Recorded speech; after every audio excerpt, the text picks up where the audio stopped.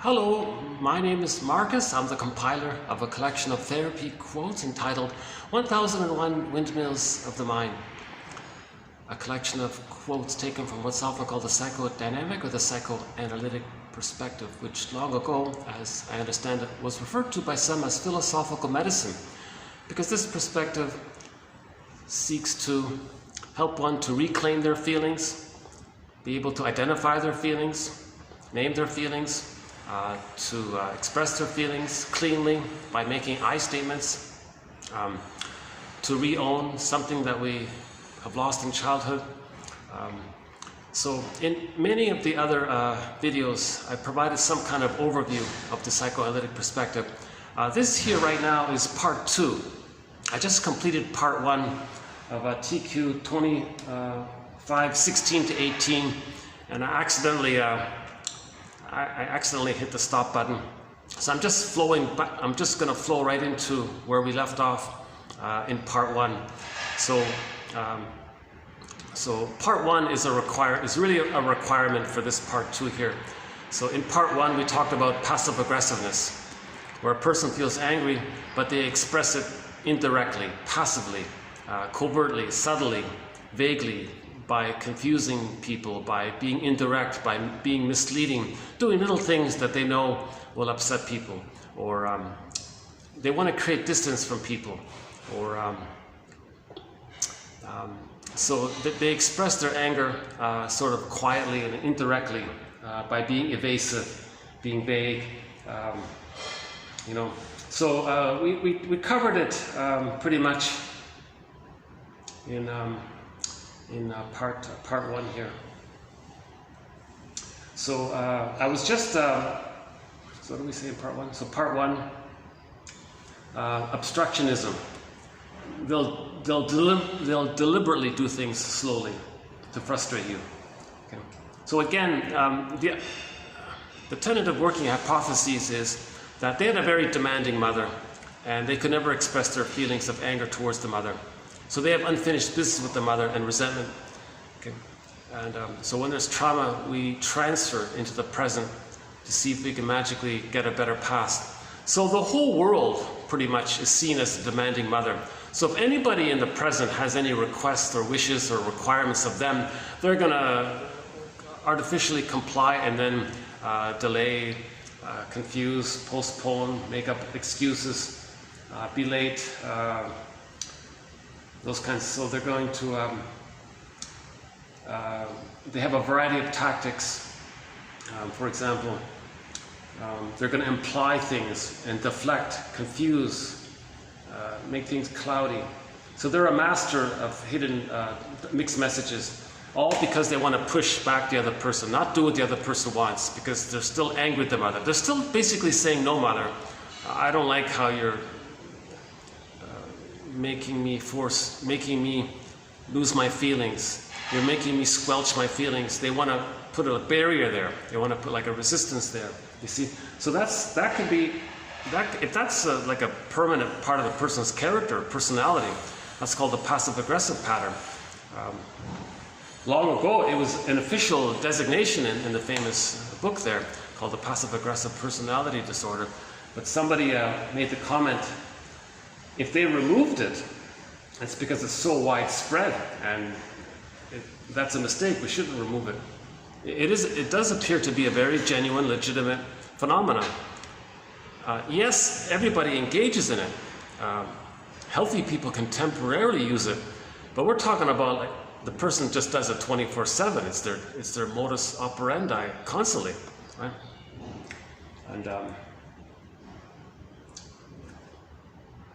And we also talked about, oh yeah, they may pretend to be confused, pretend not to see or hear, and they don't believe that they're angry when they're doing this. It's repressed.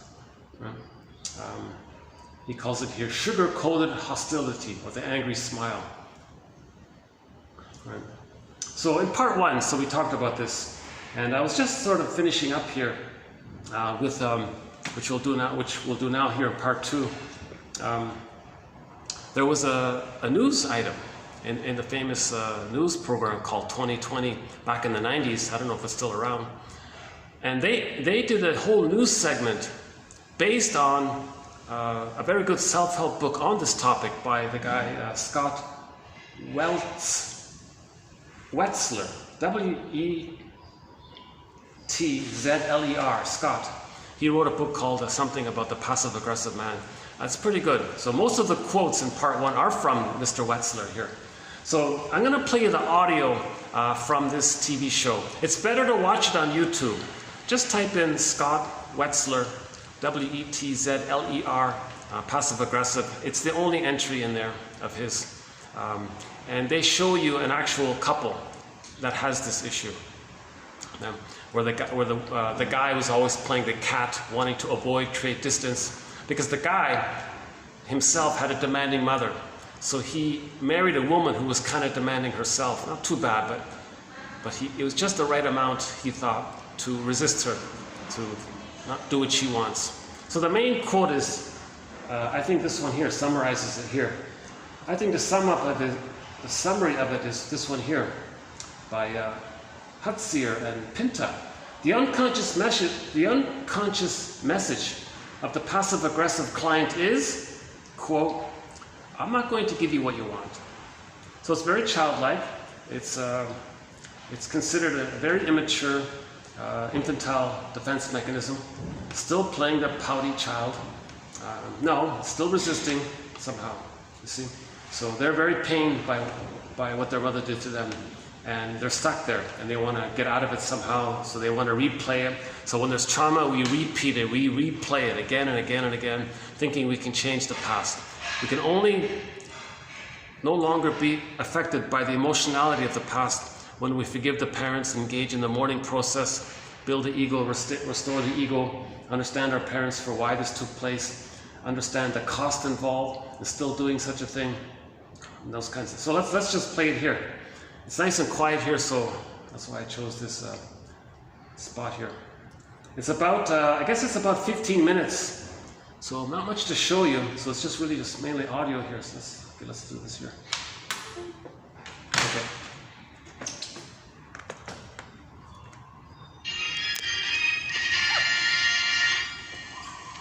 Most of us do it occasionally. We say yes when we really mean no, or we put off doing something hoping that it'll go away or that somebody else will do it. And once in a while this is okay, but for some people it's a way of life. Okay, yeah, sorry about the audio. I hope you're still hearing it. For some people it's a way of life. That's what we're talking about here. Let's start again here. Is that the maximum volume? I guess it is. Hold on, let me double check here. Hold on a second. See if we can. If you're not gonna, if you don't hear it too well, just go to YouTube. Look it up here. Let's see. Sometimes the volume is. No, it's a max volume. Jesus. Yeah. Okay. Sorry about that. I'm gonna start again here. On YouTube, it's called Scott Wetzler. W-E-T-Z-L-E-R. Here we go again. Okay, let's try again.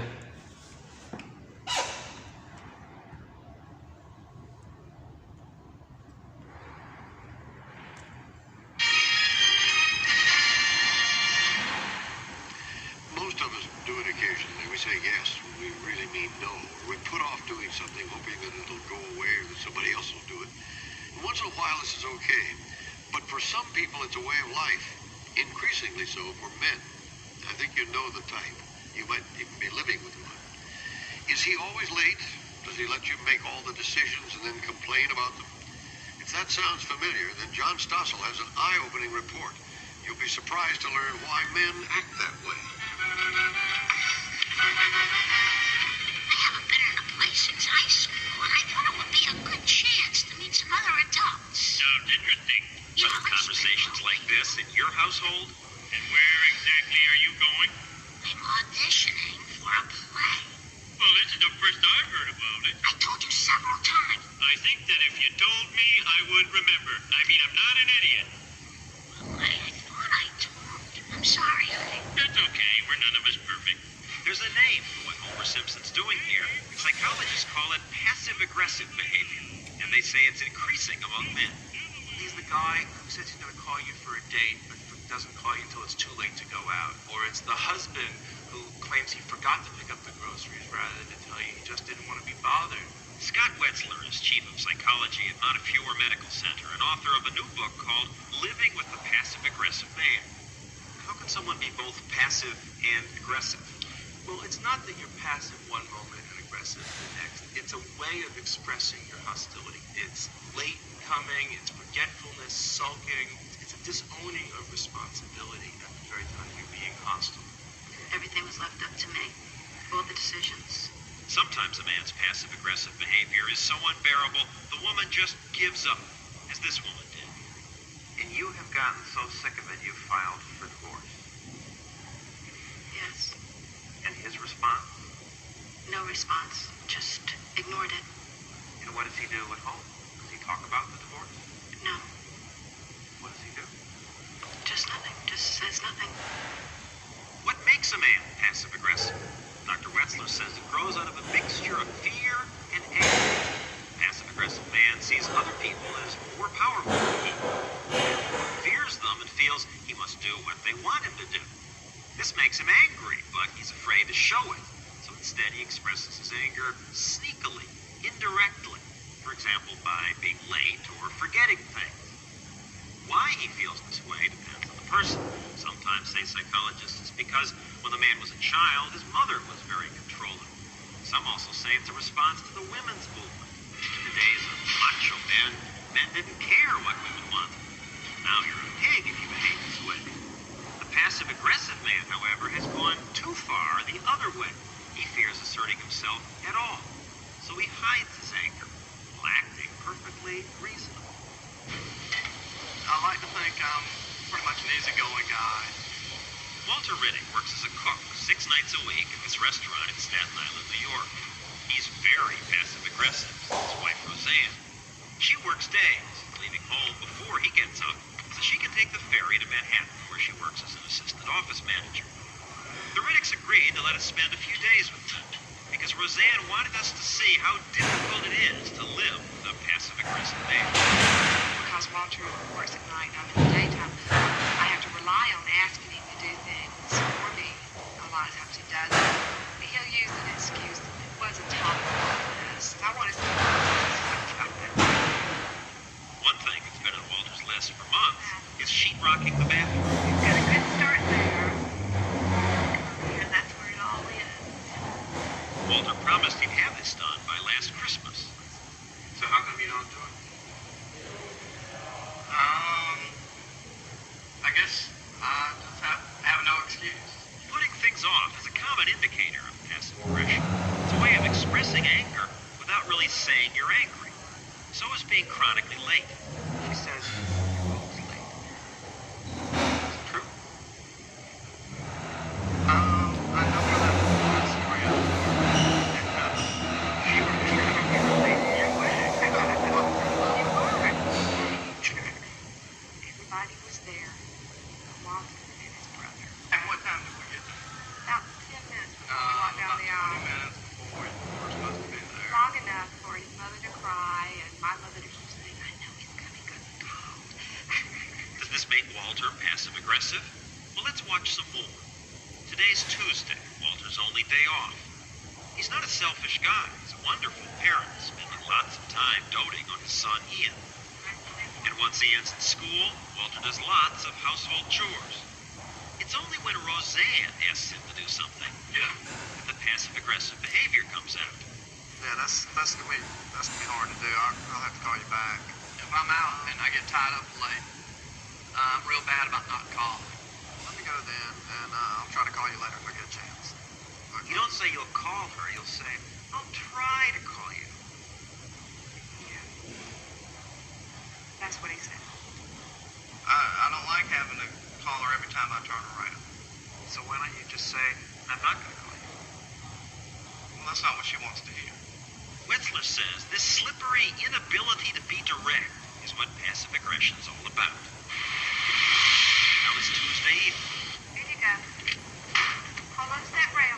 Because we see one another so seldom, Tuesday nights are nights that I'd like for him to be home when I come home. However, Walter's Roseanne and Ian start making pizza for dinner. Walter arrives half an hour later. You want to get a chair for me? Well, how about mommy? After dinner, it's bedtime for Ian, and it's time to decide what TV show to watch. I want to see that thing on J. Edgar Hoover.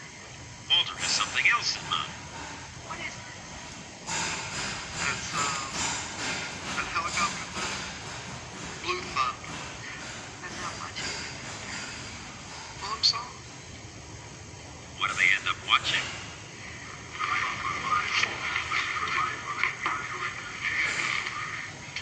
No. Please, no. Walter goes along with it. But is he secretly angry? Will it come out other ways? Look, Saturday, Roseanne and Walter go shopping. Son's gonna try and come out.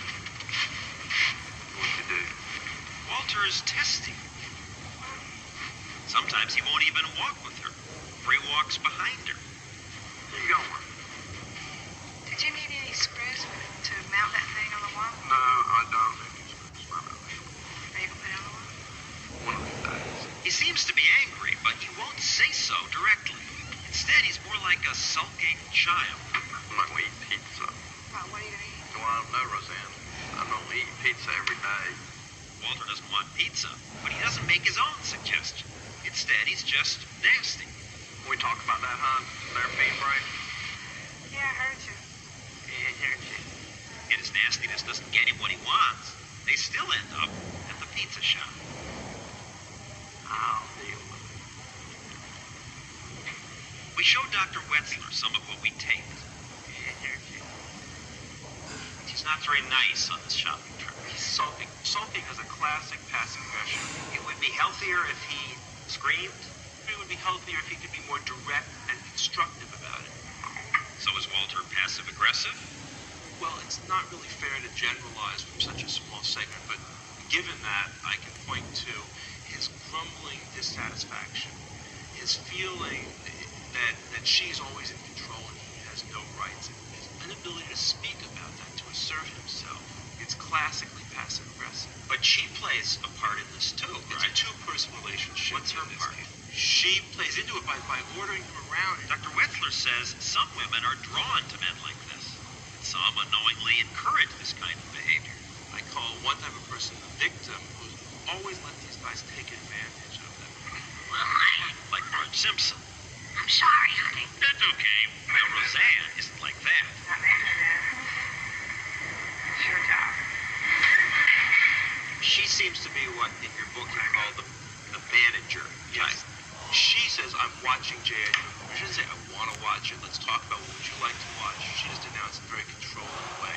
He sits there, grumbles, complains, he's sulking. He doesn't tell her that he's angry at her. You should say, I'm angry at you. That's right. Deal with the consequences. I want to see that thing on J. Edgar Hoover.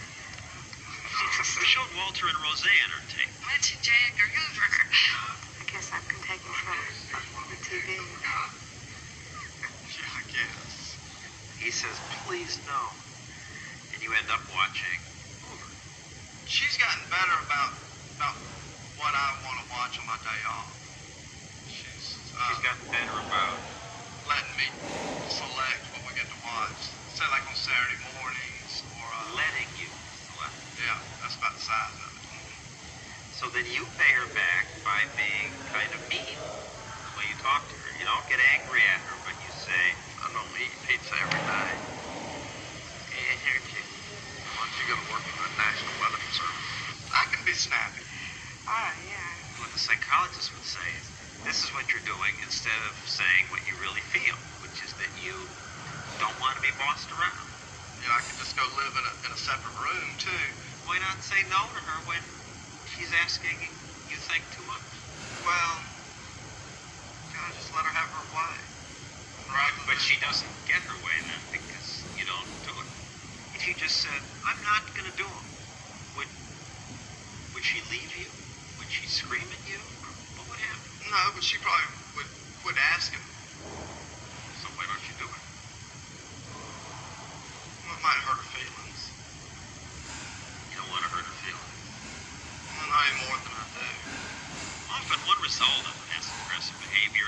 individuals grow distant.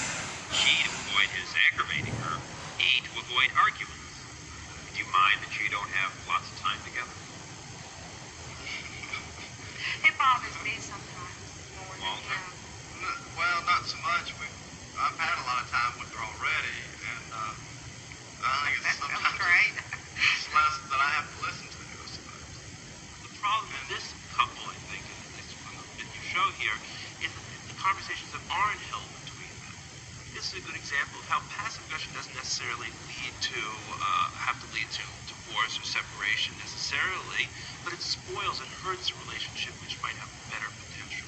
And are you going to stay together? Well, it looks like we're going to stay for a little while anyway. I hardly like that answer. So what should you do if you find yourself in this kind of relationship? Dr. Wetzler says that because the man often isn't even aware there is a problem, you women must take the lead. First, he says, so you don't feel abused, set clear priorities. Decide on a few things that are really important to you, whether it's calling at night, showing up on time Tuesday for dinner, whatever, and let the man know that those things are crucial for your relationship. Then, back off on the minor stuff. The less bossed he feels, the less passive-aggressive he'll be. Finally, don't forget that his behavior that makes you so crazy stems from his fear of confrontation. So encourage him to let it out, to have the confrontation. Tell him it doesn't mean the end of your relationship. You can say, go ahead, say what's bothering you. I won't leave you over it. Roseanne told us she'd prefer Walter just say no sometimes. The passive-aggressive man needs to realize that he does have choices, he does have control. Too often they feel like there's nothing they can do. He needs to learn that assertiveness is not the same thing as unleashed aggression. He needs to speak up for himself. He needs to take control of his life and take responsibility for the consequences of his actions. You cannot pretend to, like Homer does. I can't make an interest in this, and I'm an expert at making an interest in your kooky project. Why didn't you tell me you felt this way? No, I would never do anything to hurt your feelings. Good night.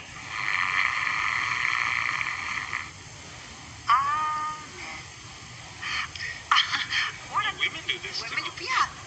Why just passive-aggressive men? Women do it too, and it builds Well, up. the book was about men. I see. But it can happen with either side. And certainly women may be more practiced at it because women being the weaker, smaller sex may have had to use passive methods to Well, get they're what they seen want. as the weaker, smallest, the smaller in size. This is true, but traditionally... You're going to make me passive-aggressive. No, but it's true. You know, it's either that or the confrontation, and people are so afraid of that, John. They say it's just better to have the confrontation. I mean, certainly in some situations, it makes sense to be passive-aggressive for Gandhi or for the young man. So this, I don't know if we can hear it, but this, these two people, the couple there, they resemble the case couple in the clip. So the interviewer guy, in his life, he's a bit like the cook in that story. And his co-host is sort of the bossy version of that cook's spouse. So there was like a little parallel there. Sorry, I don't know if you could hear it. Maybe you heard parts of it. I'll just leave it as it is. It's on YouTube. It's Scott Wetz, W-E-T-Z-L-E-R,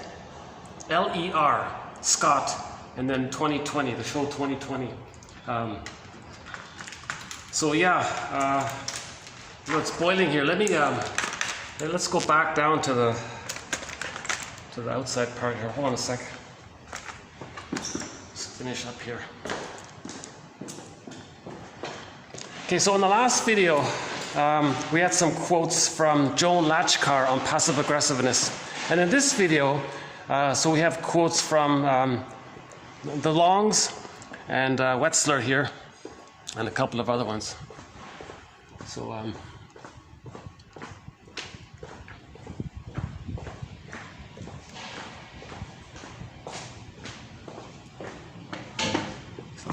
let me cool off here.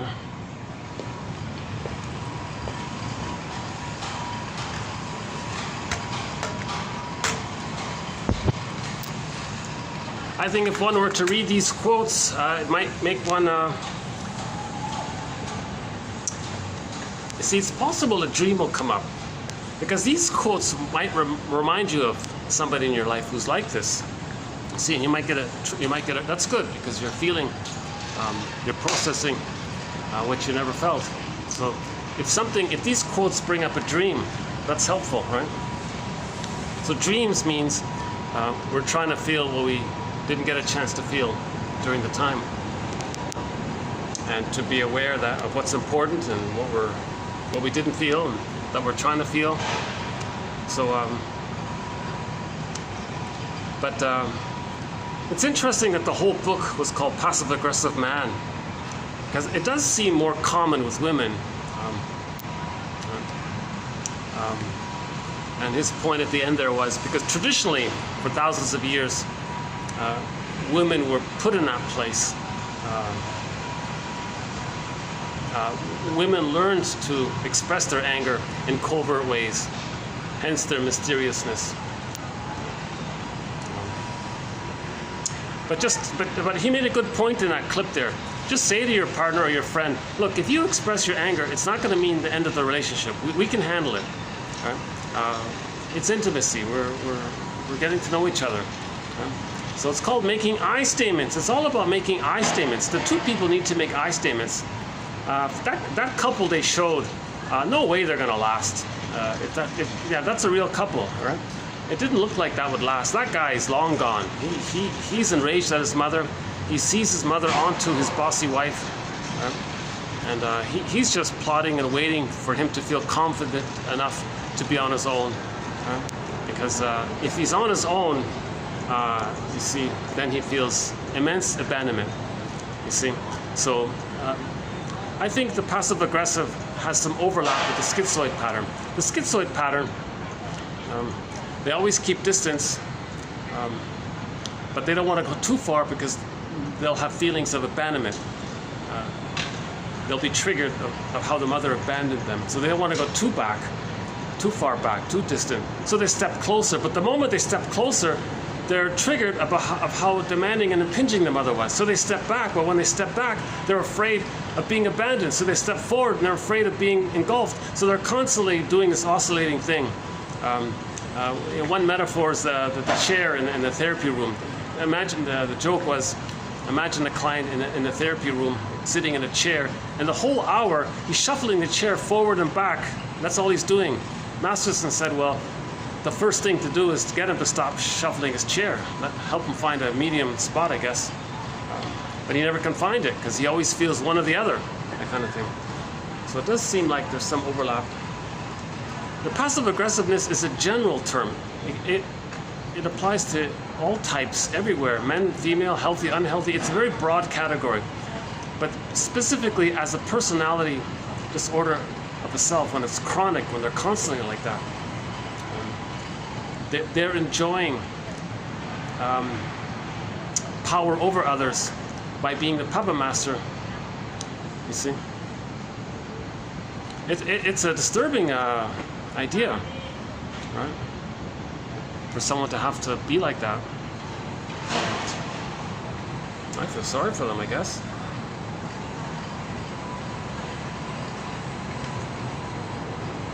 But in their detached stability, people who are more overt may find them to be complementary to their pattern. See? So they may recognize each other in that way, right? So if the lower functioning passive-aggressive pattern is the covert or secret or closeted version of the lower functioning BPD pattern, then those two people might get together. Maybe they're fit that way, right? They understand each other. Because the BPD one is just expressing what the covert one is feeling all the time. Similar to the closet narcissist and the exhibitionist narcissist. The exhibitionist narcissist is overtly displaying his grandiosity.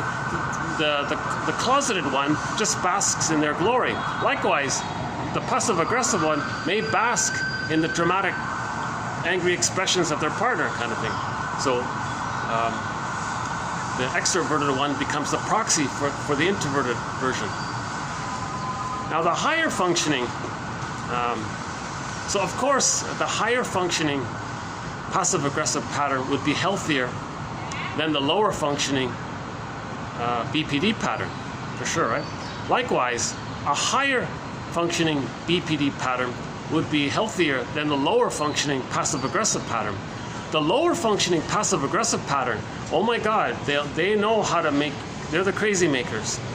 They know how to really annoy other people. They know how to turn things around and spin it and blame you and make you at fault for everything. So they're really they're very angry that way.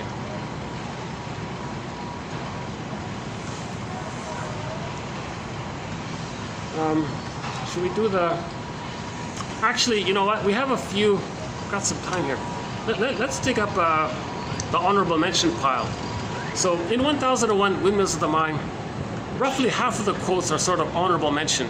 They're not on YouTube. In the YouTube channel, we have the TQ quotes. They're the best of the best. But if somebody wants the grand, complete file, one needs to go to the... It's available through the coffee page. So in the honorable mention pile, let's see if we can dig them up here.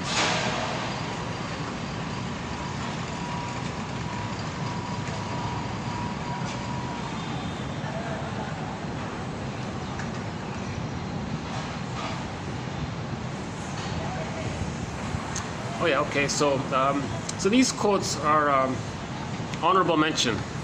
They're okay, but they're not in the TQ area. My battery's running out. You know, my battery's sort of running out. Yeah, I only got a few minutes left here.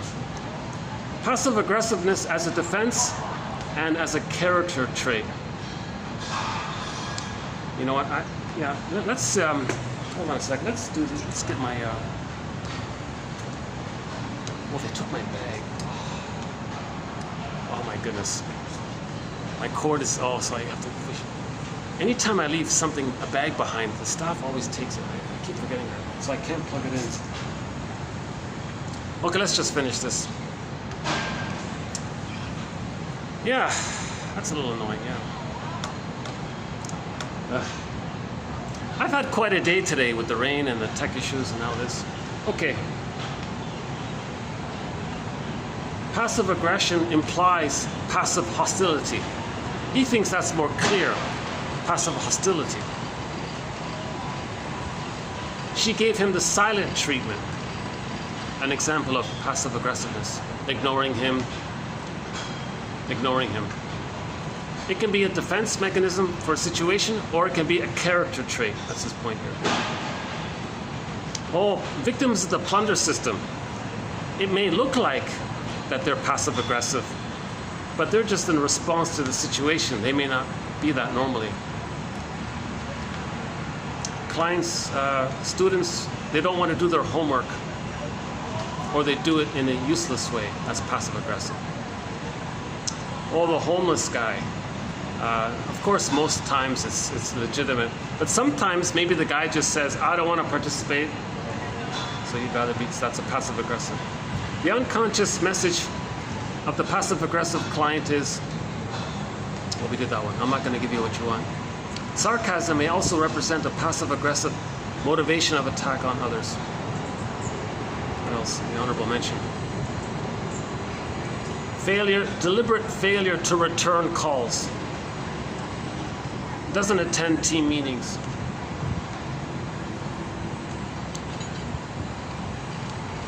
To hurt others by means of passive aggression, when it exists in childhood as sulking. If the child does a lot of sulking and he realizes that it bothers the parents, if the child realizes that he's gaining power by sulking, he may grow up later on with the emotional masochistic pattern.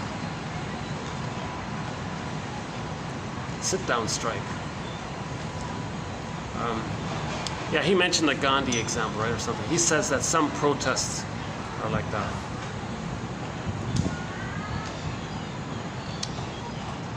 Passive-aggressive function of making things unnecessarily we did that one, complicated. But I think that's it. Forgiveness is usefully understood psychoanalytically as the resolution of splitting. So one perspective on healing is see the two sides of the parents, rather than as a goddess or a demon, all good or all bad.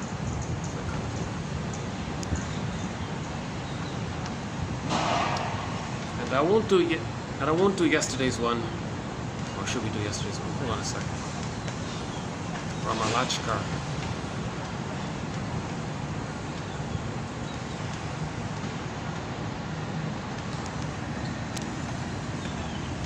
Let's take up the latch car.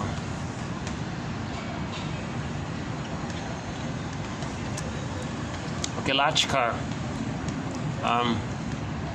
Passive-aggressiveness.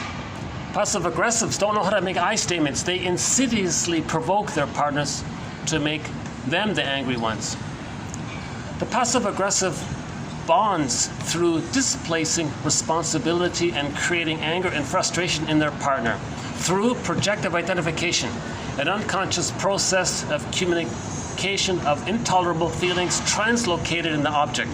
So the partner becomes a proxy for them. She said, you know, when I withhold whatever, love or information or, you know, cooperation, then I induce anger in the person. The only time those with the passive-aggressive pattern find justification in their inner rage is when the other gets enraged with them. Quote, now I'm entitled to get mad and to express myself. So in some cases, they do it on purpose to have the opportunity to then be overtly aggressive. So they're doing a double thing. They're covertly aggressive to trigger them, then they click over to the more aggressive one. So they're really in battle. It's a real fantasy to get the mother to stop doing what she's doing and using the partner as a proxy for the parent. The partner being seen emotionally still as the parent. Why? Because the passive-aggressive person has unfinished emotional business from childhood, using the partner. Okay, I guess that's about it. Yeah, okay, it's a short video today.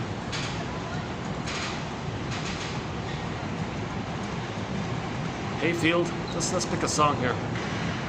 Got a line on you.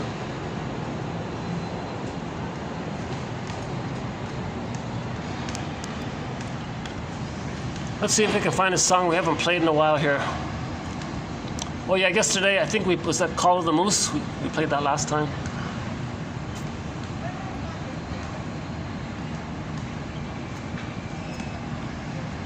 Illy Sappy. What's this one again? All right.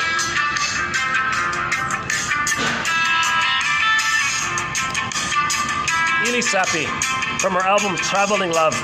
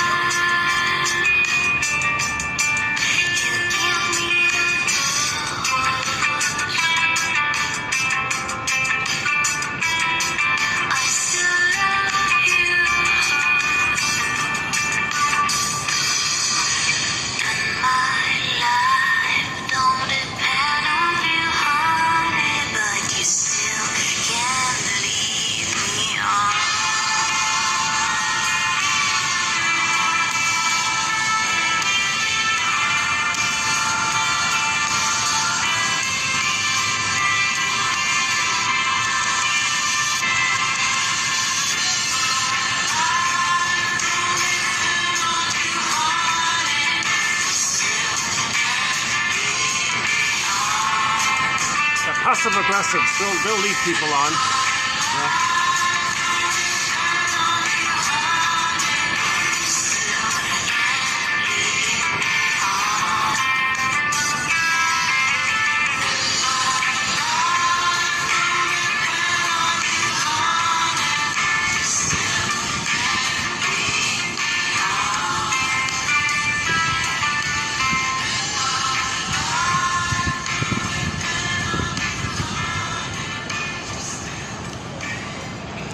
Okay, so thanks very much. This has been TQ 25, 16, 17, and 18 on passive aggressiveness. And we'll update this topic. I have a lot of question marks about it.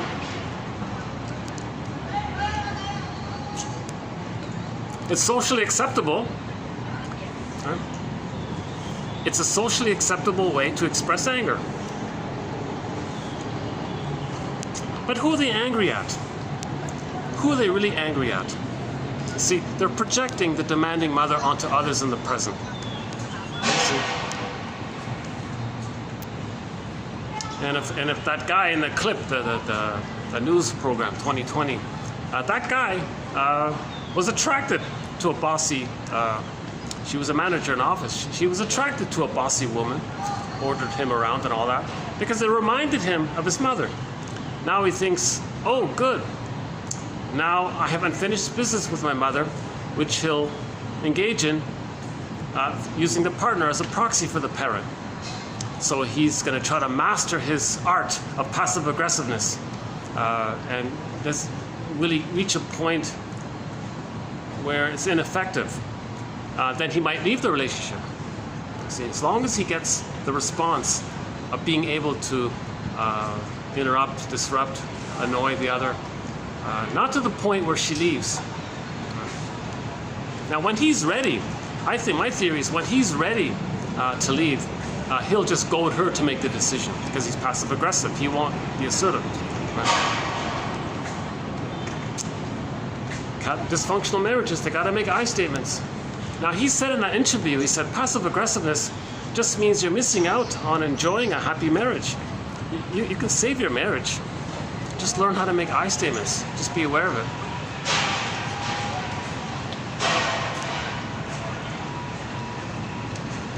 So making I statements is a healthy, normal, functional way to express someone's anger by using vocabulary. When this happened, it reminded me of something in childhood. I had a need, it didn't get met, and I felt angry by that unmet need. So Marshall Rosenberg says anger is an expression of unmet needs, okay? And that can be triggered up in the present. So talk about that triggered, what got triggered up. That's called an I statement. Again, TQ 2360 on how to make an I statement. We used the acronym was of, see, if.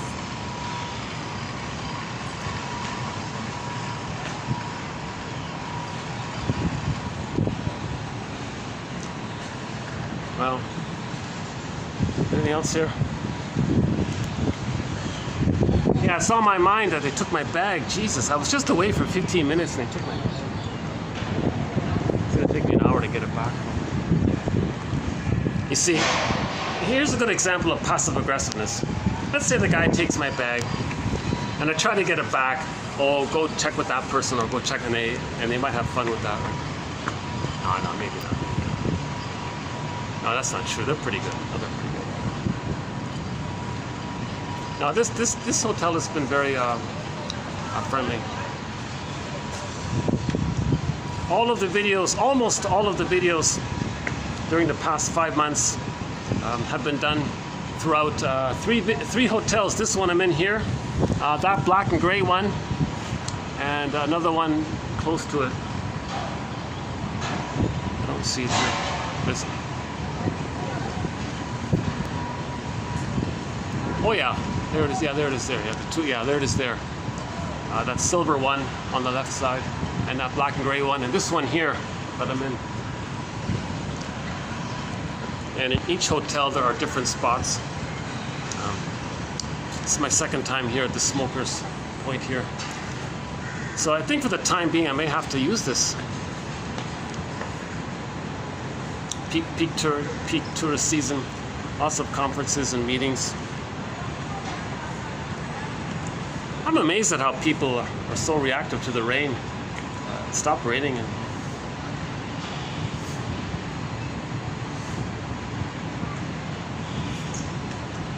in a passive-aggressive relationship, someone might use the rain as an excuse. Oh, I promised to do this. Well, it's raining. I can't do it. You're gonna blame the rain? What? Are you calling me a liar? See? Then they counter it.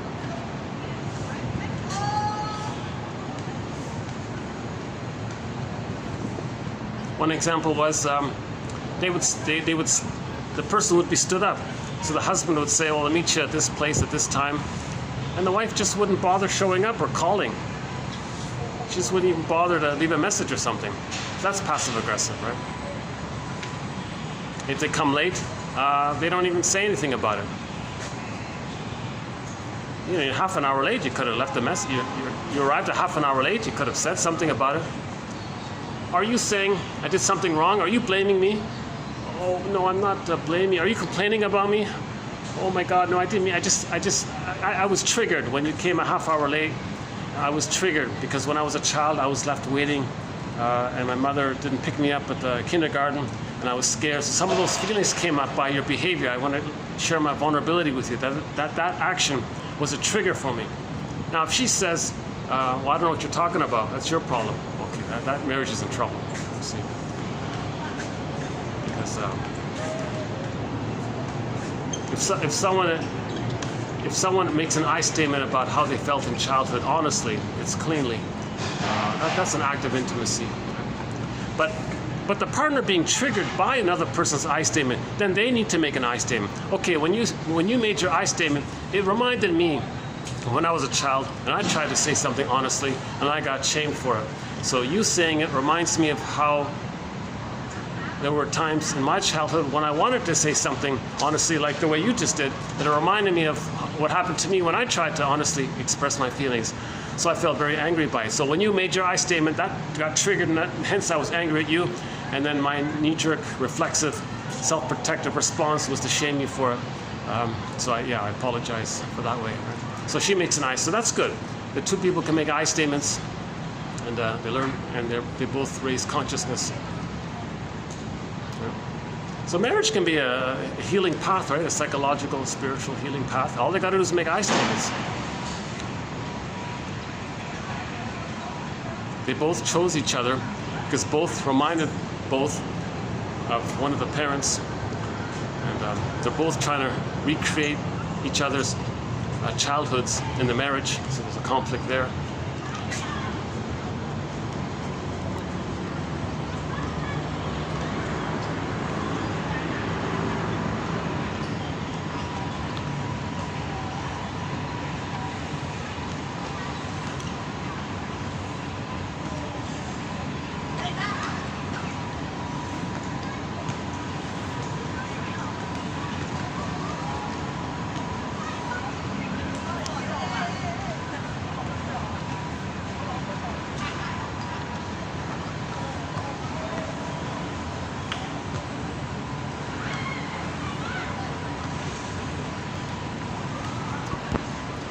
I guess it's one thing if somebody just doesn't want to do something, so they're passive-aggressive that way. But when it's more intentional to disturb the other, that's the sadistic or schadenfreude element to it. So that's the lower functioning passive-aggressive. I think the higher functioning passive-aggressive, they have feelings, and they can, if it's brought to their attention, they feel badly about it. The lower functioning one, they don't care. That's the narcissistic area. The lower functioning BPD. The lower functioning BPD is the Swiss cheese of the narcissistic pattern, where they regress to the bully pattern. So it's a flipping back and forth between the narcissistic pattern and the earlier regressive bully pattern. They're flipping back and forth. So that's James Grotstein's theory about the BPD. So right, the flipping back and forth between the narcissistic consistent hate and then the bullying and the back and forth. So it's chaotic, and it's overt and it's chaotic like that. So a subtle, secret, inverted, closeted, invisible, hidden version of that is the lower functioning passive-aggressive pattern, where they induce that in others. So others become the proxy for them, and they feel comforted by that. Now the higher functioning BPD, they're at the codependent level. So they may regress to the narcissistic and the bully pattern, but then they hurt themselves. So in the higher functioning passive-aggressive, it might be like that. Because in the higher functioning one, they're still holding on to I'm not okay, you're okay. But in the lower functioning one, they say I'm okay, you're not okay. Whenever they say you're not okay, they're talking about their lost innocence seen onto others, repetition compulsion, they do to others to reenact what the mother did to them. See?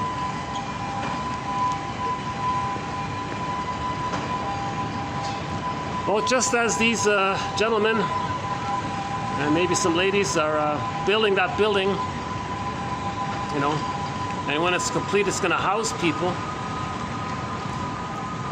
We want to use these ideas, these quotes, these theories, these speculations, these hypotheses to build our ego consciousness, raise awareness, so that we can welcome back and house our feelings. We want to house ourselves. You know? So we're building, just like they're building over there. I'd like to think that these quotes are also a form of inner building. Right? The song we played today was Ili Sapi from her album Traveling Love. 4 of the songs on that album is on our soundtrack. That's one of them there. A 5th song from her is when she was the lead singer for the band Taima, T-A-I-M-A, called,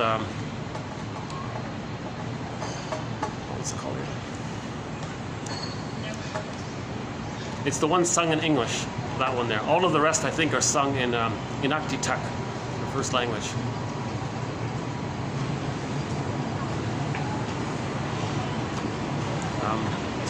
Yeah, we've got a great soundtrack. Willie Mitchell, we played recently. Birch Bark Letter, Call of the Moose, Killing Your Mind recently, about identification with the aggressor. Willie Dunn, Son of the Sun, and Ballad of Crowford, a few others. Oh, Children of the World, yeah, that's a good one. Susan Aguilar-Clark, Beatrice Deer, Robbie Romero, Kelly Fraser, Brian Andre, the band Cashton, Claude McKenzie, and a few others. So we got a great, some great songs by indigenous singers, Mi'kmaq, Inuktitut, some others. Classic rock, lots of classic rock. Some opera, some ambient, some classical, and music from around the world. So Devrim Kaya from Turkey, great song called Humu Kusu. Yeah, sad news. Yeah, one of the worst earthquakes. 33,000 lost in Turkey. So that's the latest report, 30-something thousand. Yeah, they were just sleeping. It was 6 in the morning. They were just sleeping, and just the buildings just crumbled in on them. But they saved a few thousand, digging through the rubble.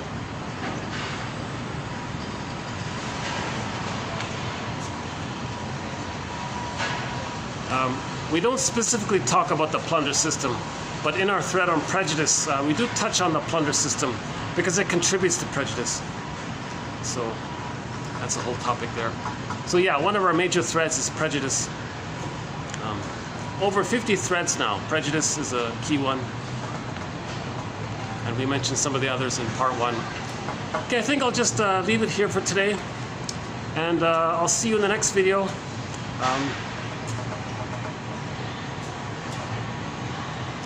No, I'm not going to be passive aggressive. I enjoy looking for these quotes and identifying what I believe to be the most helpful ones and presenting them. So I'm not resisting it. So no, yeah, roughly 2 or 3 videos a week on average, I guess, we're able to produce. If I'm lucky, I can do 3 a week.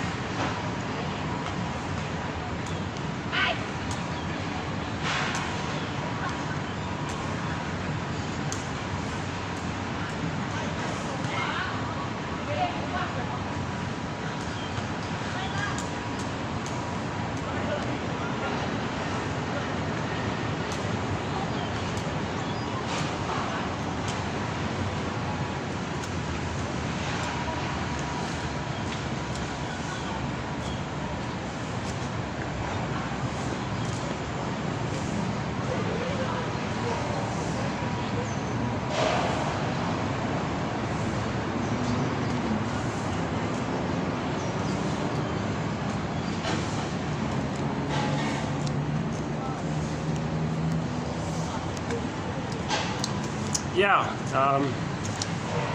So when I go look for my bag when the staff took it, I need to be. I don't want to be passive aggressive because that might trigger them.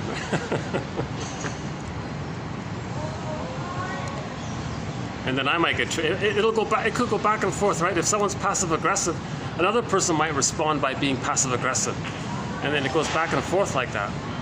And then the one who loses their cool, first, you see, the other one takes glee in that because they felt a victory over their mother finally, and they do it again and again and again. It doesn't change the past. Repetition compulsion. They're going to do it again and again. And the temptation is that every time they do it, they get a blip of serotonin. When they tell their mother to back off, they feel safer, so they get a blip of serotonin. See, but it doesn't change psychic structure.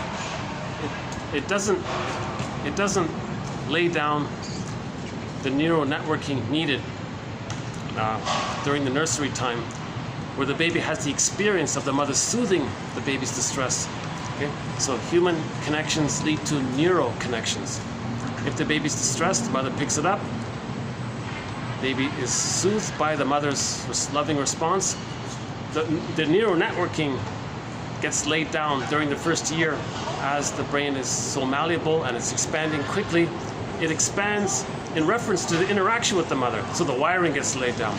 So mother soothes the baby, wiring gets laid down. Because of that, he then has it within himself to do it. If that's failed, okay, the person might become passive aggressive. Induce others to express your anger. And you're stuck like that. And nobody in the present can invent a time machine and a morphing machine to go back in the past to the nursery and correct and provide what was needed. It's not going to happen. Repetition compulsion. When there's trauma, we keep replaying and repeating it to see if we can, in our fantasy, get a better past. So passive aggressiveness, constant passive aggressiveness, is a constant repetition compulsion. Okay? So they're still the quote unquote the passive childhood victim. So in the last video, one of the quotes was, help the person to realize that they're acting like a passive victim, like a passive victimized child over and over again. See, wean them off of that and show them how that there's a huge cost to what they're doing. Yeah, so that was by Joe Lachkar, a pretty good book. I would recommend that chapter, How to Talk to a Narcissist. It should be entitled, How to Talk to Someone with the Narcissistic Pattern. Anyways, Joan Lachkar, Lachkar. It's in one of the chapters there. Chapter 7 or 8 or one of those ones. Near the end of the book. The chapter, it's all on passive aggressiveness. That's a pretty good one. That's a good one. That Joan Lachkar, that was a good one. Scott Wetzler's book, pretty good as well.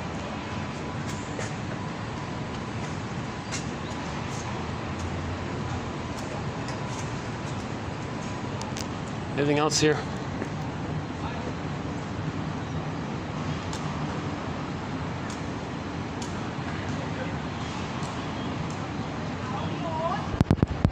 Oh yeah, people who block your path and the road hogs and the sideway hogs, that's passive aggressive for sure, right?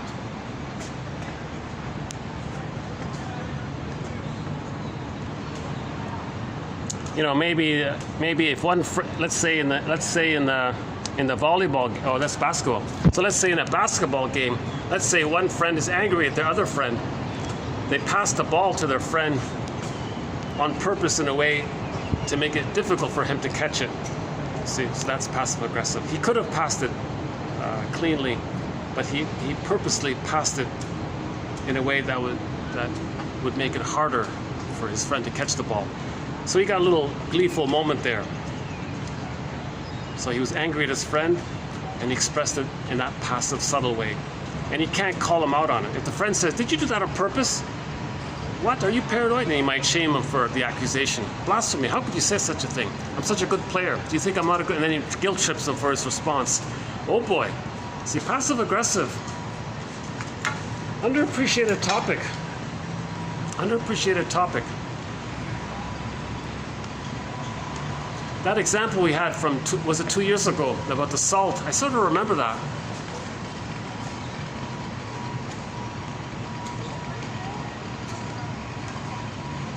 So let's try it another way around. Let's say, oh yeah, we did in part 1. We gave the example. The woman doesn't like the wife's cologne, so he keeps wearing it just to make her annoyed.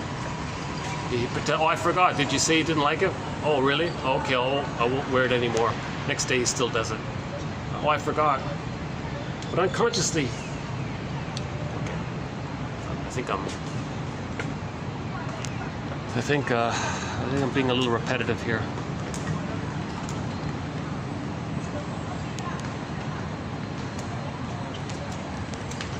Well, I wish I had some humorous anecdote. Oh yeah, that 2020 clip. The joke about that one is, if you watch it to the end, was they were both passive-aggressive. The two hosts, the two interviewers, were passive-aggressive with each other.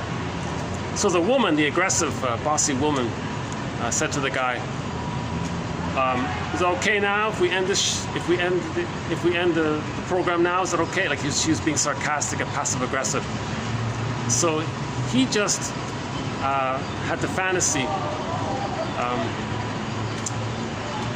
of making a joke, saying, "You know, I'm confused. Are you saying you don't want to end the show?" So he was making it look ridiculous. So he sort of got back at her in a way at the end there.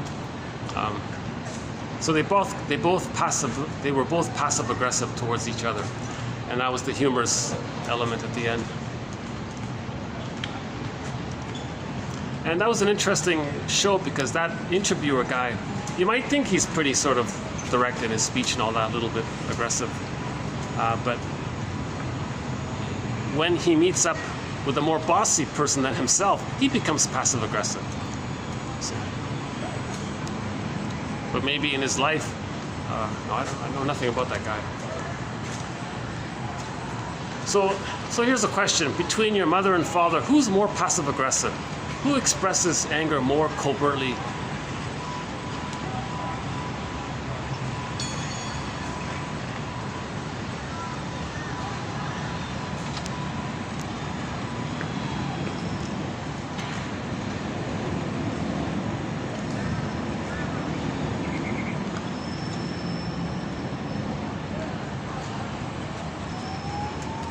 See, Sarno says, on the psychosomatic issue, John E. Sarno says, physical symptoms are anger held in the body. So the sore back and all that, he thinks that's babyhood rage from what the mother did. So the body's holding a lot of anger, right?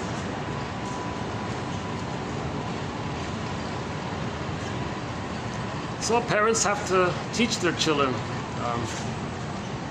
to make I statements, you know. The Emotionary book, I think, is a good start. It's a Spanish children's dictionary called Emotionary. It's not great, but it's a start. It's a start. And it gives little cartoons and little artistic little expressions about each of the emotions and what it means. It's a good start. Emotional Literacy is a pretty good self-help book. I forgot his name. It's Roger something. I forgot his last name. Roger. The book is called Emotional Literacy.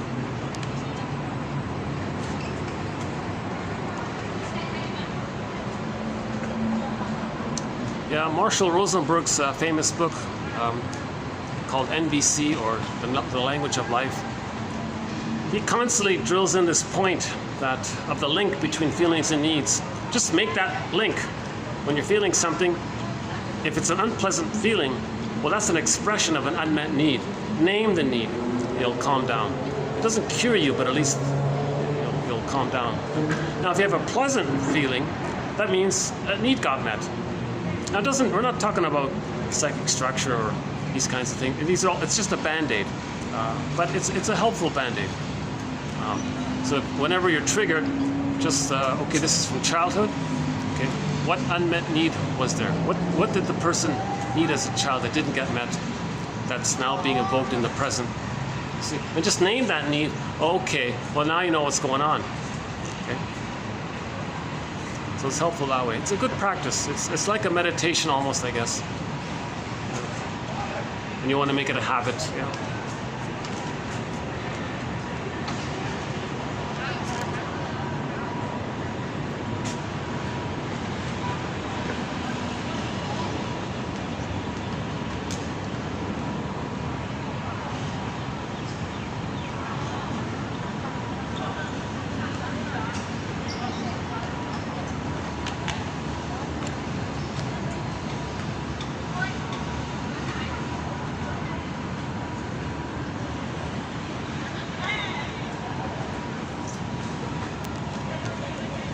I can see a bunch of teenage school.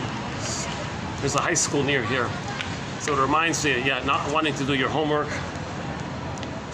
That's passive aggressive.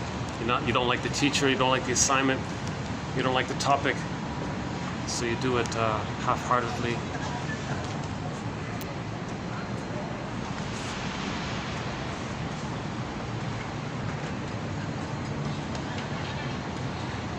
Yeah. Yeah, having an interest in the topic.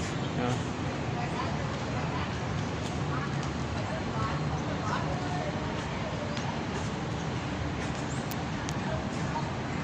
Yeah, so disassociation, that's a form of flight, school shock. If the child doesn't feel safe, never felt safe with their parents, they go to school and the school is overwhelming, they may disassociate, a form of flight. So that's passive aggressive, we could say, because they're not present. They're just daydreaming. That's passive aggressive. They're angry because they're so scared. I mean, they're afraid and they went into flight. So it's more about the flight. Passive aggressiveness is primarily about the flight, but sometimes it's also in the lower functioning one, to get even kind of thing. I don't think the kid who daydreams out to school is trying to get back at the teacher. I think they're just afraid. They're just legitimately afraid. The anger is just physiological. Yeah, I think it's different. I think disassociation is different. Yeah. So if student A daydreams, that's a form of passive aggressiveness. If they feel safe, they would enjoy the lesson. Student B, if they just want to express their anger at the parents, at the teacher, at the school, at the topic, that's a more active attempt. Maybe that one is more related to relational trauma, whereas disassociation is more about a situational shock trauma. Maybe it's that way. A lot of overlap, yeah. A lot of overlap. Masterson says, never look for situational trauma.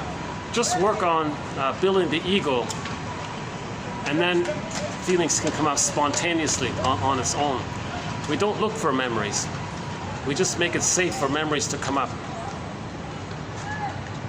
So to help make it safe, these quotes offer some knowledge about the idea. Okay, I guess I am starting to enter into the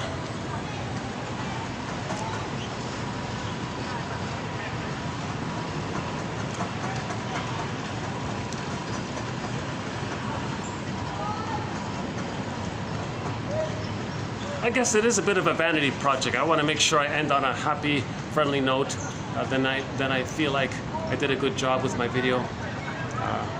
Okay, today's been an exception. I've had a very rocky day today with all sorts of issues.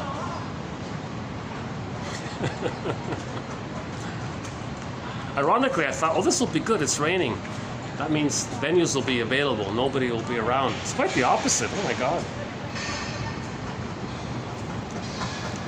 Learning experience, right?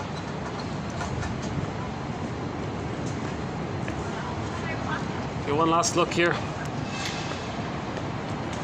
Yeah, usually this park is jam-packed with people. In the last video I showed it, yeah.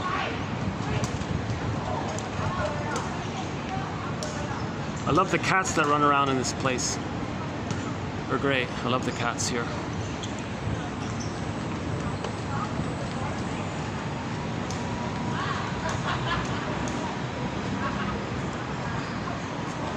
Still not sure what those trees are with the white blossoms on them, with the white flowers. One day I'll find out. Looks pretty good. Love it, yeah.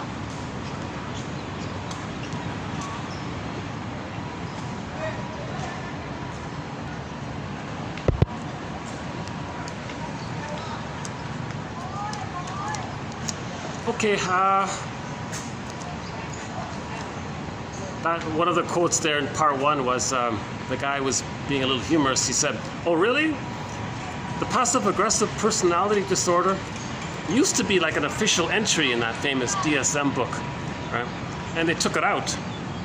The guy said, "Oh, does that mean it's okay to be passive aggressive? It's normal now? It's not an issue?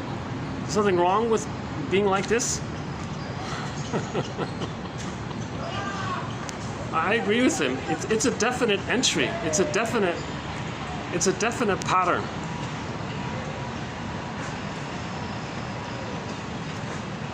There's overlap with the schizoid pattern. There's overlap with the avoidant pattern, the avoidant attachment style. But the lower functioning passive-aggressive pattern, as the secret, covert, closet version of the lower functioning BPD pattern. See, the BPD pattern is in the book. What about the inverted, closeted one? Same idea, right? But he said being passive-aggressive is more socially acceptable. Okay, fine, we get that. But in terms of psychological healing, emotional healing, we need to name it so we can look at it. Not much information on it. I give this guy, Scott Wetzler, huge credit for that book. Joan Latchkar for including it. And the Longs there. Was N and is it N and J or something? Yeah, N and J Long. They've got a little book about it. Yeah, Scott Wetzler's follow-up book was okay. It's called "Is It Me or Is It You?" About trying to identify how each person is triggered. Did you trigger me? Did I trigger you? Is it me? So most arguments, he said, is because we don't know who did what to whom. Is it me? Is it you? So you got to identify each person's V-spots. Joan Latchkar has a thing called the V-spot, your vulnerable place, where your trauma took place. So identify where everyone should know what their V-spot is, their vulnerable spot. It's related to where they got fixated in their development, right? What they needed at that place of fixation. When the child doesn't get their developmental needs met, they get fixated and frozen there. That's the V-spot, I think. Yeah.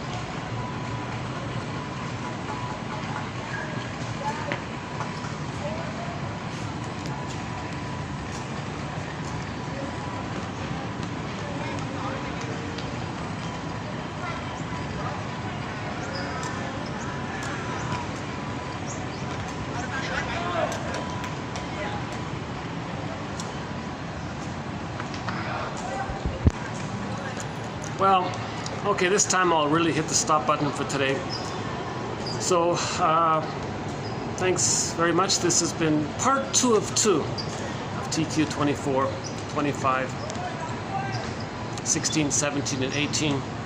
And we'll be adding more quotes to our various threads on various topics. See you next time.